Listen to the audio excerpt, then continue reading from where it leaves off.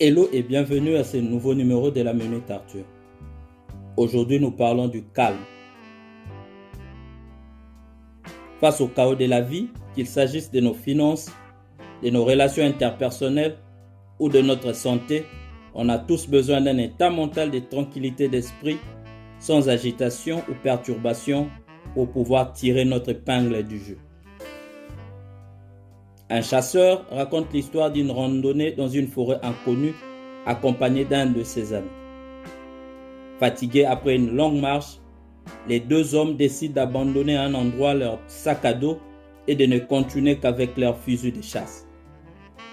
Pour revenir d'où ils viennent, les deux hommes ne comptaient que sur les traces de pas qu'ils laissaient derrière eux.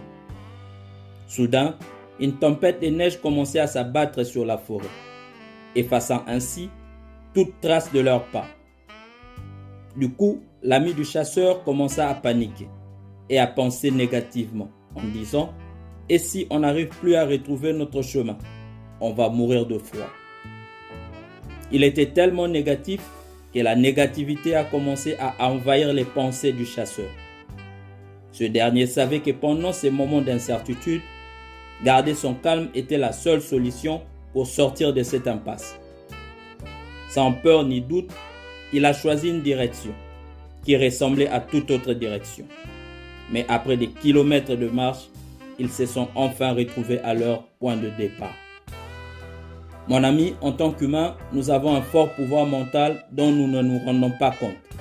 Le problème est que nous détruisons ce pouvoir en laissant la peur et la panique détrôner le fonctionnement normal et correct de notre intellect. Le stress n'est pas censé être une expérience permanente. C'est une réponse censée être de courte durée car elle use ton corps, ta santé et ton énergie. Lorsque tu es calme, ton attention devient beaucoup plus large. Tu vois littéralement beaucoup plus de choses que lorsque tu es stressé. Lorsque tu es calme, tu gères mieux ton énergie.